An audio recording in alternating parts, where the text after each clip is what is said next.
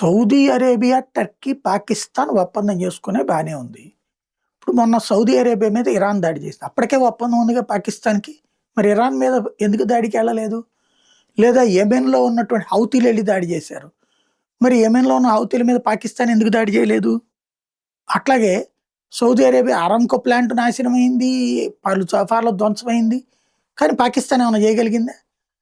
చివరికి సైన్యాన్ని పంపించాలంటే మళ్ళీ ప్రత్యేకించి డబ్బులడిగింది. ఇప్పుడు ఈళ్ళ ముగ్గురు ఒప్పందం కుదుర్చుకున్నంత మాత్రాన ఇప్పుడు ఫర్ ఎగ్జాంపుల్ సౌదీ అరేబియా మీద ఇప్పుడు కూడా ఇరాన్ దాడులు చేస్తారు రేపొద్దున. లేదా సౌదీ అరేబియానే మొన్నెళ్లి ఇరాన్ మీద దాడి చేసొచ్చింది. ఇప్పుడు పాకిస్తాన్, టర్కీ వెళ్తాయా? ఇయే రాబోయే రోజుల్లో తేలబోయేటటువంటి ప్రశ్నలు. ఎందుకంటే టర్కీ స్వార్థపర దేశమే, పాకిస్తాన్ స్వార్థపర దేశమే. సౌదీ అరేబియా దాని స్వార్థం దానికుంది. కాబట్టి ఎవరి స్వార్థం వాళ్ళకున్నప్పుడు ఈ ముగ్గురు కలిసి ఏం సాధిస్తారో చూడాలి.